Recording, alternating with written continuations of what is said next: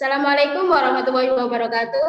Halo semua, welcome back to channel YouTube Jim FST. Bersama saya Ismia Suni Hidayah dalam agenda kemuslimahan dialog Anissa. Kali ini saya mengundang pemateri yang akan membahas mengenai bagaimana sih caranya meraih Lailatul Qadar bagi perempuan yang sedang haid. Karena saya tidak sendirian, kita langsung kenalan aja ya dengan seseorang yang menemani saya pada saat ini. Nah, materi kita kali ini tuh sedang menempuh pendidikan di Prodi Matematika FST UNER angkatan 2017. Pernah menjabat sebagai sekretaris JIM Merangkul tahun lalu. Nah, langsung saja kita sapa ya. Assalamualaikum Mbak Mawiyah. Waalaikumsalam. Bagaimana nih Mbak kabarnya? Alhamdulillah sehat. Alhamdulillah. Nah, untuk semester ini kira sendiri apa ya?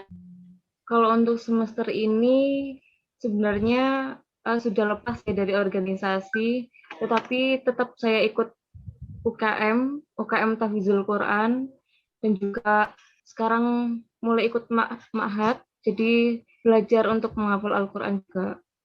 Dan juga kesibukan-kesibukan lainnya mungkin sih untuk mengasah skill seperti desain dan lain sebagainya.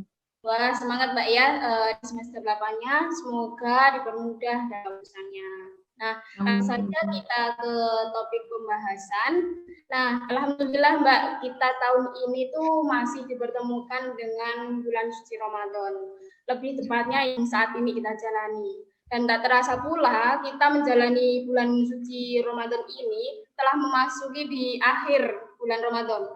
Nah, saya pernah mendengar tuh Mbak, dalam surat Al-Qadar disebutkan tentang suatu istilah yang bernama Lailatul Qadar. Nah, sebenarnya apa sih Mbak dari nama malam Lailatul Qadar itu sendiri? Ini aku insya Allah mau sharing-sharing juga nih ke teman-teman semuanya dari yang telah aku pelajari. Jadi waktu itu aku pernah mendengar mempelajari ilmu ini dari Ustadz Abdullah Zain. Jadi beliau itu menuturkan bahwa apa sih definisinya malam Lailatul Qadar gitu ya. Lailatul Qadar itu kan ada dua kata tuh, Lailatul dan Qadar. Lailatul artinya kan malam. Nah, Qadar ini ternyata ada dua penafsiran dari menurut para ulama. Yang pertama, Qadar itu ditafsirkan sebagai takdir, dan yang kedua, Qadar itu ditafsirkan sebagai kemuliaan. Nah, kenapa kok Qadar itu Lailatul Qadar itu disebut dengan malam takdir gitu. Nah, itu ada dalilnya tuh. Insya Allah di surat Ad-Dukhan ayat 3 sampai 4. Yang artinya sesungguhnya kami atau Allah menurunkan Al-Qur'an pada suatu malam yang diberkahi, dan sesungguhnya kamilah yang memberi peringatan.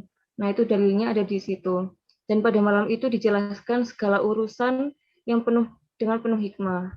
Jadi Allah menuturkan di sana menurut Ustadz Abdul Zain bahwa segala sesuatu yang ditakdirkan pada kita itu diturunkan di malam Lailatul Qadar. Sehingga kenapa malam Lailatul Qadar itu disebut dengan malam takdir. Dan juga Lailatul Qadar itu disebut dengan malam kemuliaan. Nah, itu kenapa? Karena banyak sekali kemuliaan-kemuliaan yang dicurahkan oleh Allah Subhanahu wa taala kepada kita di malam-malam Lailatul Qadar. Mulai apa saja? Mulai dari amalan, orang-orangnya, kitabnya, malaikatnya, dan kebaikan-kebaikan lainnya. Seperti itu. Dan juga tercurahkan dari Allah di Al-Qur'an itu pada Al-Qadar ayat ketiga ya kalau nggak salah, Lailatul Qadri khairum min alfi syahr. Jadi malam yang artinya malam kemuliaan itu lebih baik dari 1000 bulan. Oke, berarti ada dua penafsiran nih. Ini ilmu baru menurut saya karena saya memang baru kali ini mengetahui antara pengertian dua penafsiran itu. Nah, berarti Mbak, dalam malam Lailatul Qadar itu kan bisa dikatakan sebagai malam yang istimewa. Nah, apa saja sih Mbak keistimewaan dari malam Lailatul Qadar itu sendiri? Selain dikatakan bahwa malam itu adalah malam terbaik dari 1000 bulan. Nah, ini yang berhubungan nih dengan penafsiran Lailatul Qadar sebagai malam kemuliaan. Jadi banyak sekali keistimewaan dari malam Lailatul Qadar itu sendiri. Yang pertama tadi amalannya disebutkan dalam surat Al-Qadar ayat ketiga bahwa jikalau kita beramal di malam Lailatul Qadar itu pahalanya lebih besar daripada kita beramal di 1000 bulan. Nah, bayangkan 1000 bulan itu kalau dikonversikan itu sekitar 83 tahun. Ya, sekitar itu. Nah, kita sekali sedekah saja itu sudah mungkin Allah kasih pahala yang luar biasa. Apalagi kalau kita bersedekah, beramal, beribadah di 83 tahun gitu. Apalagi kadang kita juga belum tahu ya kita umur kita tuh sampai berapa. Entah 20, 40, 60 dan lain sebagainya. Nah, kemudian orang-orangnya sangat mulia. Kenapa? Karena disebutkan bahwa kalau orang-orang yang mendapati malam Lailatul Qadar itu insya Allah dosa-dosanya akan diampuni oleh Allah Subhanahu wa taala. Yang bikin orang itu disebut terhina itu karena kan dosa-dosanya. Nah, jikalau dosa-dosanya itu terampuni, maka tentu orang itu menjadi mulia gitu. Nah, kemudian selain itu malaikatnya. Kenapa istimewa? Karena pada malam Lailatul Qadar itu malaikat turun. Semua malaikat turun dari langit ketujuh secara bertahap, langit keenam bertahap, dan semuanya turun ke bumi. Untuk apa? Untuk mengamini doa-doa orang yang beriman. Jadi kalau misalkan kita berdoa tuh di malam Lailatul Qadar, kita bukan hanya satu dua orang, bukan hanya satu dua makhluk Allah yang mengamini, tetapi banyak. Kita nggak tahu seberapa banyaknya itu, dan insya Allah apalagi malaikat yang mengamini, dan insya Allah akan dikabulkan oleh Allah.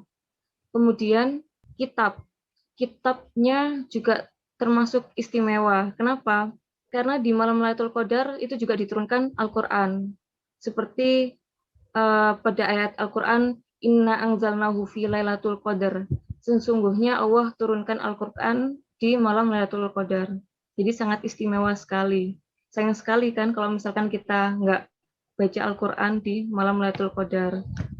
Kemudian Rasulullah itu mendapatkan wahyu secara bertahap, mendapatkan Al-Quran secara bertahap, itu juga sebagai istimewanya Al-Quran dan Rasul gitu. Karena Rasulullah itu kan manusia yang paling sempurna, dan juga Rasulullah menyampaikan wahyu yang disampaikan oleh atau Al-Quran itu kepada umat-umat yang istimewa juga. Siapa? Umat-umat Islam gitu. Jadi saya rasa cukup sangat istimewa gitu malam Lailatul Qadar untuk umat-umat Islam. Dan mungkin masih banyak kebaikan dan kemuliaan-kemuliaan yang lainnya. Oke, berarti sungguh luar biasa di malam Lailatul Qadar itu. Nah, semoga kita bisa dipertemukan di malam Lailatul Qadar itu. Amin. Oke. Memang sih Mbak, kita itu tidak tahu secara pasti kapan malam Lailatul Qadar itu terjadi, tiba. Nah, tapi pastinya terdapat beberapa ciri yang bisa menjadi identifikasi pada malam itu dikatakan sebagai malam Lailatul Qadar. Nah, ciri dari malam Lailatul Qadar sendiri itu apa ya, Mbak? Ciri-cirinya ya memang ya kita nggak tahu pasti bagaimana gitu. Tentunya pasti orang-orang yang mendapati malam Lailatul Qadar itu hatinya akan tenang gitu, akan tergerak hatinya untuk mudah dalam beribadah, mudah dalam beramal dan lain sebagainya. Tetapi kalau ciri-ciri fisik mungkin yang sifatnya alam ya, ada beberapa hadis gitu dari yang aku pelajari dari Ustadz Abdul Zain. Beliau menuturkan beberapa hadis. Salah satunya ini ada hadis riwayat Imam Huzaimah yang disahihkan oleh Albani. Jadi malam Lailatul Qadar itu malam yang indah gitu, sejuk, cuacanya juga standar, maksudnya standar itu tidak panas juga tidak terlalu dingin gitu, tidak terlalu panas dan tidak terlalu dingin. Nah, ada juga hadis-hadis yang lainnya, contohnya dari hadis riwayat Ibnu Hibban. Rasulullah itu bersabda bahwa beliau itu diperlihatkan oleh Allah malam Lailatul Qadar. Kemudian beliau itu juga dilupakan gitu oleh Allah mengenai Lailatul Qadar itu bagaimana. Jadi beliau menyebutkan bahwa malam Lailatul Qadar itu ada di 10 malam terakhir. Malamnya itu cerah, kemudian juga lagi-lagi tidak panas dan tidak dingin, bagai bulan yang menyingkap bintang-bintang begitu.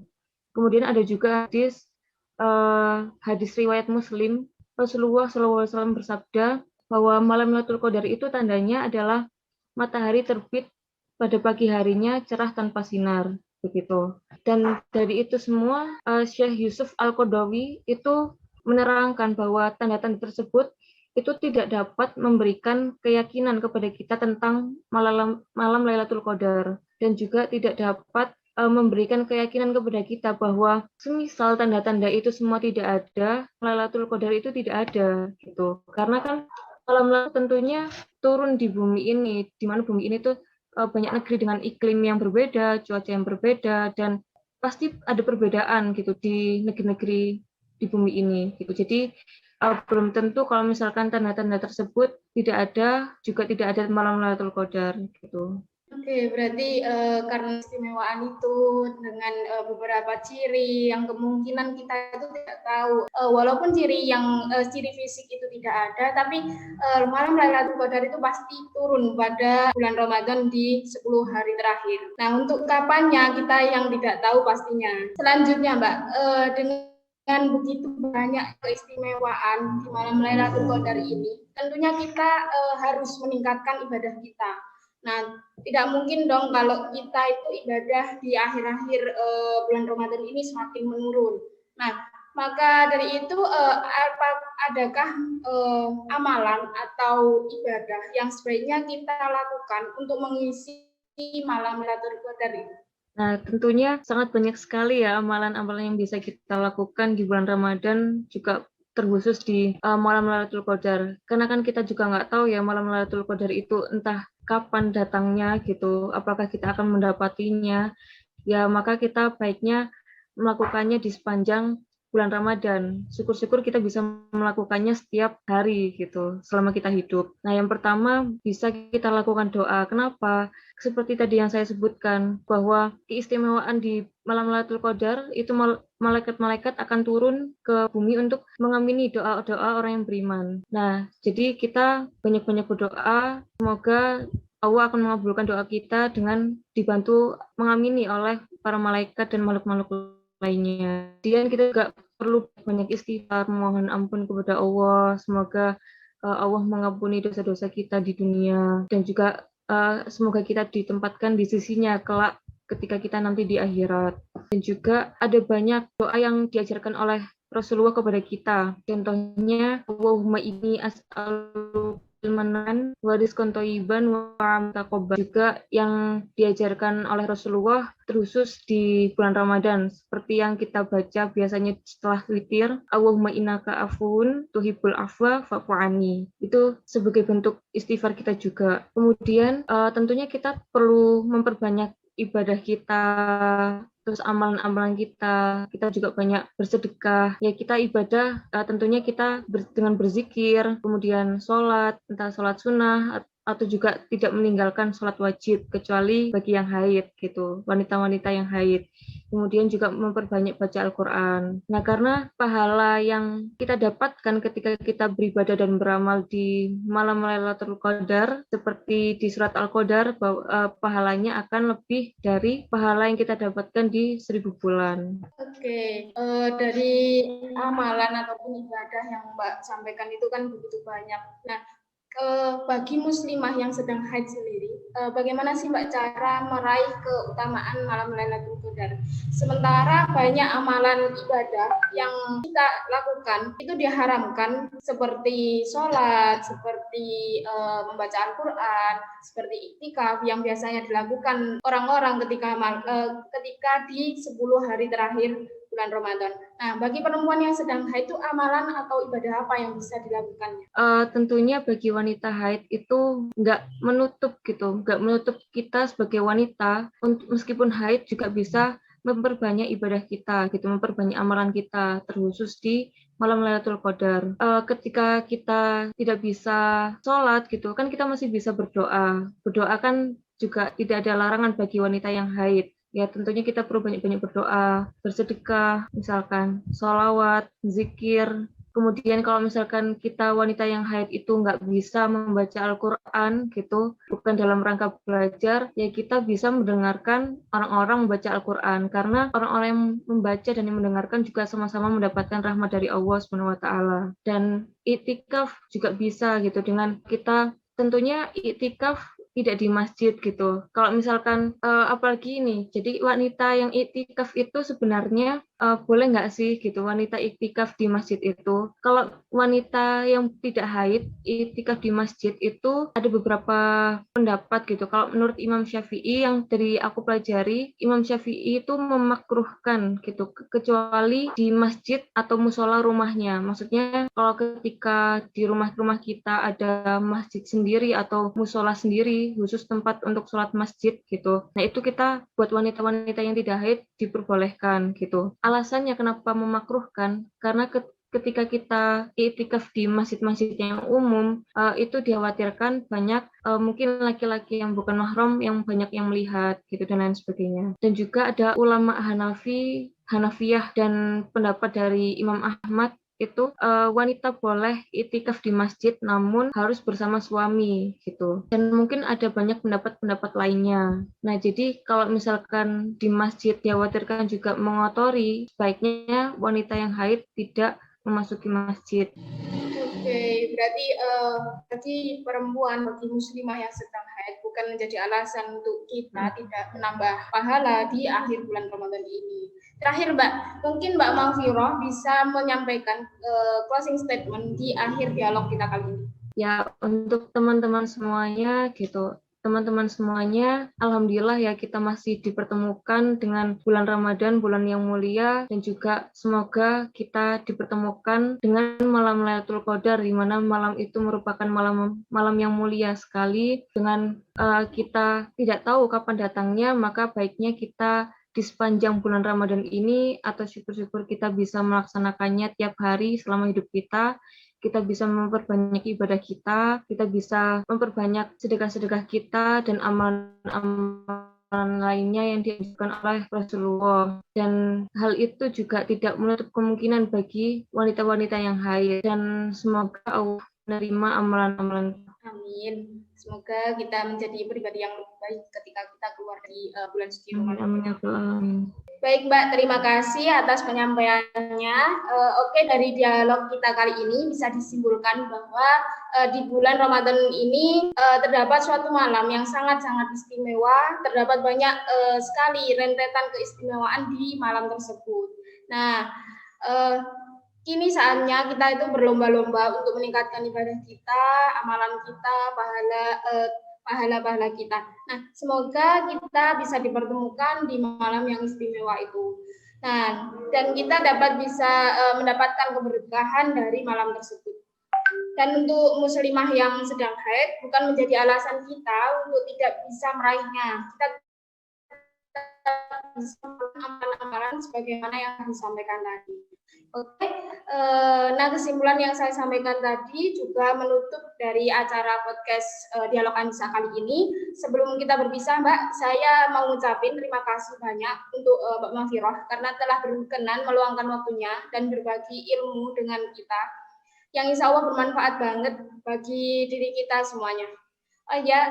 Untuk Mbak Mafira sendiri dan teman-teman yang mendengarkan podcast Anissa kali ini, semoga di akhir bulan Ramadan ini kita semakin semangat untuk menambah ibadahnya, menambah amalannya, dan menambah tabungan pahala-pahalanya gitu.